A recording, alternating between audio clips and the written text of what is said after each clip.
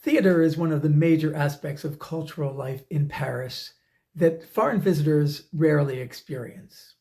So you may not recognize the name Jean-Philippe Daguerre, whom I'm about to interview. Jean-Philippe Daguerre is, however, well known on the stages of Paris and well beyond, known as an actor, director, and playwright. He's won multiple Molière Awards. The Molières are the Paris equivalent of the Tony Awards in New York or the Olivier Awards in London. Allow me to introduce you to this luminary of contemporary French theater, Jean-Philippe Daguerre. Jean-Philippe Daguerre, merci de parler avec moi ce soir à propos du théâtre. Donc vous avez gagné 9 Molières, donc 5 juste l'année dernière, oui, sur votre pièce du charbon et des veines. D'abord le théâtre à New York, vous avez fait jouer une pièce à New York. Non, j'ai pas joué à New York, mais j'ai été au festival de cinéma à New York, où j'avais joué dans un film il y a longtemps, donc je connais bien New York pour ça, je suis allé 2 fois, on avait gagné un prix d'ailleurs. Donc je connais New York par rapport à ça, c'était le Franco-American Festival je crois, mais par contre j'ai joué à Los Angeles, San Francisco, Vancouver après et ça, au Canada. C'était dans Adieu Monsieur Hoffman, qu'on avait traduit en anglais et qu'on jouait avec beaucoup de francophones qui venaient voir le spectacle. Et on a joué à Boston, Adieu Monsieur Hoffman il y a 4 mois. Moi j'y suis pas allé, mais le spectacle s'est joué là-bas avec mes acteurs. Pendant une semaine, ils ont joué 3 fois à Boston. Donc j'ai déjà été aux États-Unis et grâce à cette pièce. Et est-ce que vous connaissez assez bien le théâtre à New York ou à Londres pour comparer à Paris? C'est pas la même chose, c'est pas le même jeu, on démarche pas le même théâtre, il me semble. À Londres, c'est pas la même façon de jouer que aux États-Unis. Il y a une influence souvent, selon moi, de l'acteur studio qui est une grande école.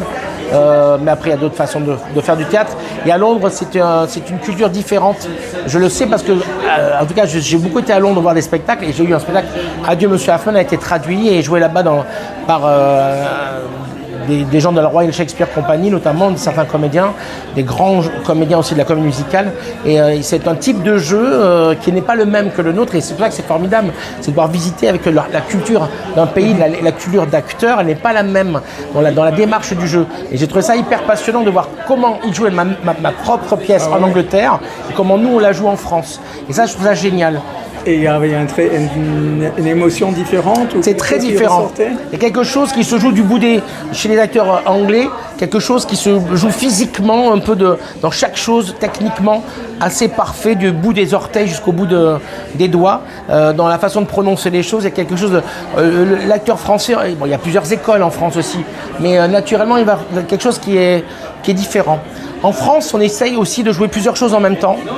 J'ai remarqué ça et on m'a expliqué parce que en Angleterre, quand on a joué la pièce, ils jouent une seule chose à la fois. Ils ne jouent pas tout en même temps. C'est compliqué à expliquer, mais il y a une situation. Nous, en France, on essaye de dire il y a ça, mais il y a aussi ça, il faut aussi jouer ça, il faut aussi jouer ça. Je trouve qu'en Angleterre, il y a quelque chose qui est plus épuré par rapport à ça. Et du coup, on fait quelque chose on ne joue pas trop de choses en même temps. Voilà, c'est ce que j'ai remarqué avec la différence. Et j'ai remarqué aussi que il y a la force de la comédie musicale, notamment les spectacles musicaux. C'est une culture américaine et anglaise où on est extrêmement, nous, en retard. On a de très, très, très bons chanteurs français au spectacle, mais c'est pas un hasard s'il y a. Nous, c'est une histoire un peu récente chez nous en France. Ça se sent dans la façon de traiter le son, la démarche du jeu. Et je trouve que autant je pense qu'on n'a pas énormément de complexe à faire au niveau du théâtre parce qu'on a un champ théâtral énorme, un lexique théâtral qui est sans doute le plus grand au monde parce qu'on a la chance d'avoir l'intermittence du spectacle, d'avoir le théâtre subventionné, théâtre privé. On a un bagage en France en théâtre pur qui est énorme, qui fait qu'on peut trouver vraiment une culture de théâtre très forte. Autant sur le spectacle musical, je trouve qu'on est en retard par rapport aux anglo-saxons. Mais ça, on peut dire, ça commence un peu depuis. Mais de plus en plus, ça se développe là. On a envie de réussir cette même qualité et ça progresse. Hein. Moi, j'embauche beaucoup de mes comédiens qui viennent j'en ai 2 qui viennent des Misérables, qui jouent dans Les Misérables au Châtelet, ils jouent dans Homme du charbon dans les veines. C'est des artistes incroyables. Je trouve simplement dans l'objet, c'est comme nous, voilà, dans le vin. Dans le fromage, on a pris de l'avance sur les autres.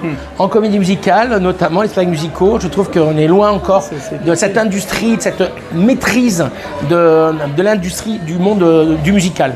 Alors à Paris, il y a beaucoup de petits théâtres, je trouve plus qu'à New York ou à Londres. Et j'essaie d'encourager les anglophones, même s'ils ne parlent pas très bien français, ne comprennent pas très bien, d'aller dans ces petits théâtres parce que c'est très vivant. On est juste à côté de la scène et en fait ce soir on était au salon du spectacle vivant, dont vous êtes le parrain. Donc quel intérêt d'aller dans ces petits théâtres pour vous Le théâtre il est partout, il y a des pépites dans des petits théâtres. Le salon ici, ce que je trouve super, c'est pluriel, on rencontre plein de gens différents.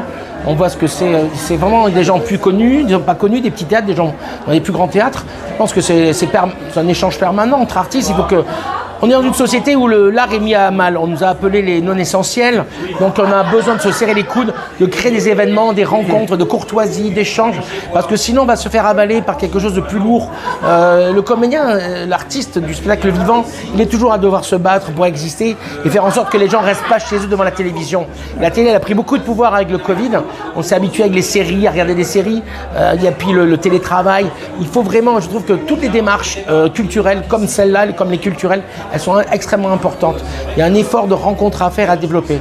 Et nous, par exemple, par rapport au théâtre anglo-saxon, aux anglo-saxons, depuis plus de 10 ans, on joue au théâtre Le Ranelagh. Je monte des grands classiques, Cyrano de Bergerac, La Barre, Faubourg de Scapin, et elles sont traduites, on a souvent des traductions en anglais qui permettent à tous les étrangers de venir voir un grand classique français. Il suffit de s'inscrire, appeler le théâtre, mais il y a des soirées, il y en a beaucoup, parce qu'on a de plus en plus d'étrangers qui viennent, notamment beaucoup d'anglo-saxons, découvrir le théâtre, le grand répertoire français, Cyrano de Bergerac, le Cid, tout ça, avec une traduction en anglais. Et vous faites tout, vous êtes un peu partout, vous êtes dramaturge, metteur en scène et comédien. Donc vous avez 2 pièces en ce moment qui se jouent à Paris. Ah, j'en ai plus que ça. Ah, vous avez plus que ça? J'en ai 9 qui jouent. Mais j'en ai 2 que j'ai. Oui, j'en ai 9 parce que qui jouent depuis 16 ans. J'ai L'Avare qui joue depuis 16 ans. J'ai Aladdin, un jeune public qui joue depuis 16 ans. Cyrano depuis 12 ans. En tout cas, dans les pièces que j'ai écrites, j'en ai 2 actuellement, c'est Du charbon dans les veines, et c'est ma dernière pièce, La femme qui n'aimait pas, Rabbi Jacob. Donc ce dernier, racontez un peu... Ce dernier, c'est à partir d'une anecdote vraie. Un des films les plus célèbres en France du XXe siècle, c'est Les aventures de Rabbi Jacob, où il y avait Louis de Funès, qui est notre star du XXe siècle des comiques en France.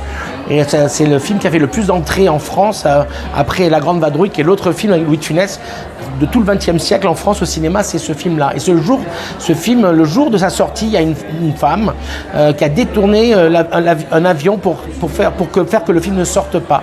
C'était son mari qui s'occupait de la production, de toute la com du film.